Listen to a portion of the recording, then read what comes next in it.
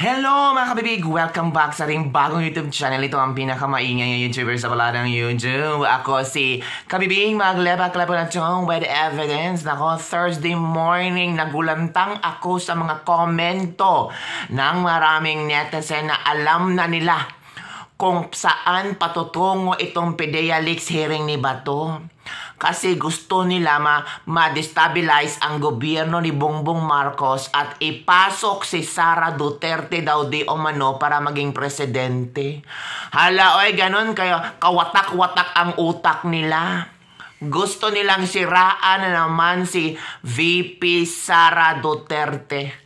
Gusto na naman nila na si Sara Duterte ang i-bash ng maraming tao at gusto nila na si Sara Duterte ang kanilang target dahil sa PDEA Leaks, si Sara ay maging presidente. Hoy! Anong klaseng utak meron kayo? Ganon ang inyong pag-iisip-isip sa PDEA hearings? Oh, ano nga ngayon? Si Bato, si Digong Duterte, pupunta naman kayo kay Sara Duterte. So wala kayo nangyaring pag-bash kay Digong kasi walang pakialam si Digong dyan.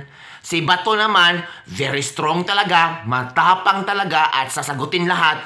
Ngayon, nakitaan nyo naman ng ibang istorya, si Sara na naman ang pinupuntiryan nyo. At gagamitin nila ang istorya na ito sa Biyernes, kasi mag-rally sila. Oo. DepEd Secretary resign. Oo. Tumagtawag-tawag naman sila. Tingnan natin kung gaano kaganda ang kanilang rally, ha? Kung marami bang tao ang pupunta sa rally. Diba? Kalerke. Ay, pati itong si Trillanes. Oo. Nagdrama na naman na itong PDEA Leaks daw ay isang malaking destabilization. Oo nga. Eh, sinagot siya ni Bato. Oh, paano ba sinagot ni Bato? Sabi ni Bato, Trillanes is a very great destabilizer. Oh, alam mo, Trillanes is a very great destabilizer. Proven na yan. Oh, diba? Hadami na nangyari sa buhay ni Trillanes. Oh. Ito si Bato, nag-destabilize ba? Nag-PDEA Leaks lang. Si Trillanes, ano na ba nangyari sa buhay ni Trillanes noon pa? Nakalimutan nyo? O, sabi ni Bato, Trillanes is a very great stabilizer. Proven na yan. Between Bato and Trillanes, saan kayo maniniwala? Na koditat na nga yan sa Oakwood, kilala na natin yung tao na yan kung sino siya. Kung siya ay destabilizer, ako hindi, sabi ni Bato. Gusto ko pong ma-preserve ang institusyon. I want to preserve the present dispensation. Wala po akong balak manggulo kasi kung manggulo tayo, magugulo ang gobyerno, magugulo ang Pilipinas, kawawa tayong Pilipino. Ang aking pagkaintindi nito, no? Kahit sinasabi nila na ang PDEA Leaks daw ay para kay Pangulong Bongbong Marcos, by the statement of Bato, until now, pinangalagaan pa rin niya si Pangulong Bongbong Marcos. Did Bato ever mention sa Senate hearing about Pangulong Bongbong Marcos? Never. Kung meron bang mag-brought up sa pangalan ng presidente, hahanapan niya ng way para hindi ito ma-discuss. Palaging gusto sabi ni Bato, doon muna tayo sa PDEA Leaks. Kung sino naglabas ng dokumento. Wala tayong pakialam kung ganito yan si Bongbong na ganito, na ganyan. Have you tried to observe? Ganon ang ginawa ni Bato. Hindi naman kinakampihan, kundi pinapangagaan niya ang Pangulo natin.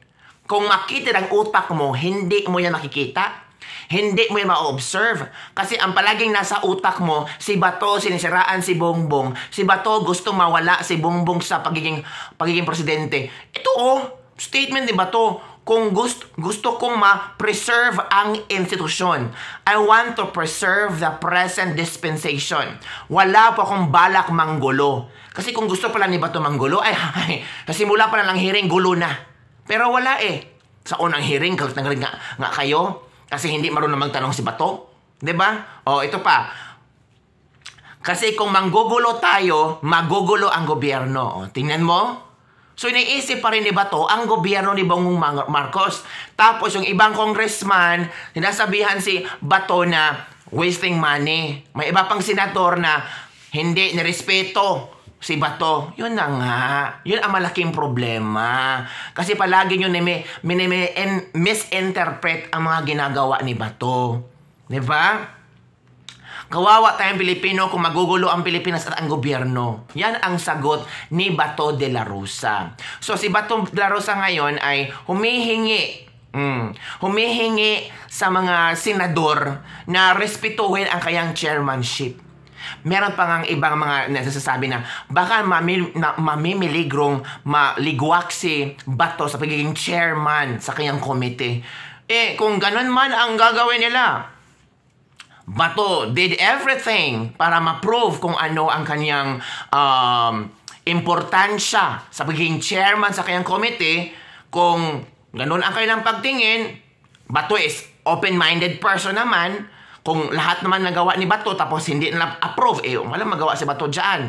Diba? Kaya nga, gulat na gulat ako sa statement ng Trillanes na plot for destabilization sa Pangulong Bongbong Marcos.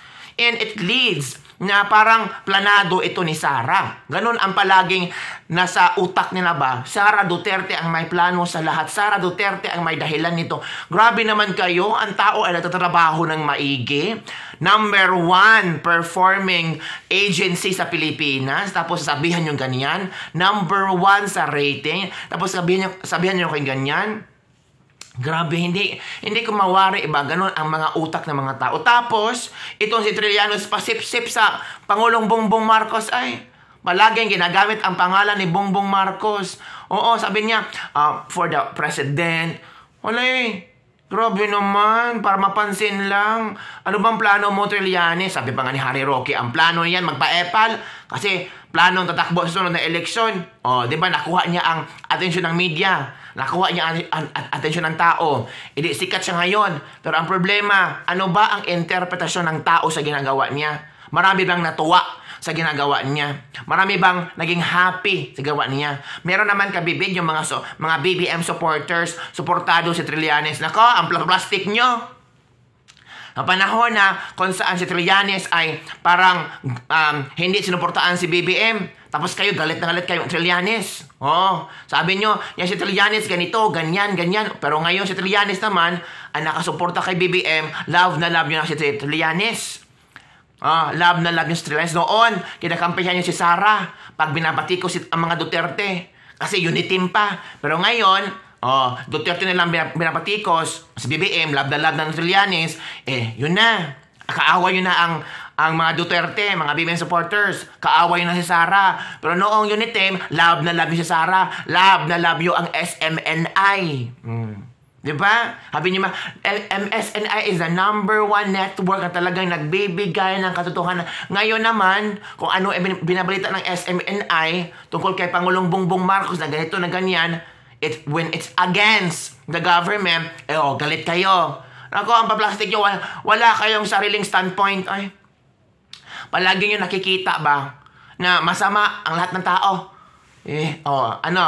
Mararally kayo sa Bernes. Tingnan natin. Kayo nga, mahilig kayo na flop yung maisog rally na yan, flop yung mga Duterte na yan. Tingnan natin kung gaano kadami ang pupunta sa rally nyo. Baka may libreng dyan. Halerki. So, yun na nga, mga kabibig. Grabe ang mga SF-SF, ang mga utak-utak nila ba na si VP Sara Duterte daw ang nasa likod ng PIDEA Lex hearing ni Bato kasi plano na lang iupo si Sara Duterte bilang presidente. Halerki kayo Iba ang mga dagan sa mga utak niyo, no? Yung takbo ng utak niyo ba parang traffic sa EDSA. Bulol na bulol. Uy, wag ganun, kabibig. Baka sabihin lang, bulol ka din magsalita. Wala akong pakialam. As long as I can express my opinion, my political views. Ikaw nga, bulol na bulol ang comment mo sa section ko. So yun na, at hello sa lahat ng mga OFW. Lalo na sa OFW sa Hong Kong. Nagma-ASOG rally kayo dyan. Congratulations. Proud na proud si Kabibig sa inyo. Keep going. At lahat ng mga DDS, OFWs, hello, hello there. Happy pa ba tayo? No? Dapat happy lang. Oy. Kasi sayang yung mga yung pa-beauty natin. Huwag mo tayo ma-stress sa kanila. Bye everyone. See you next time.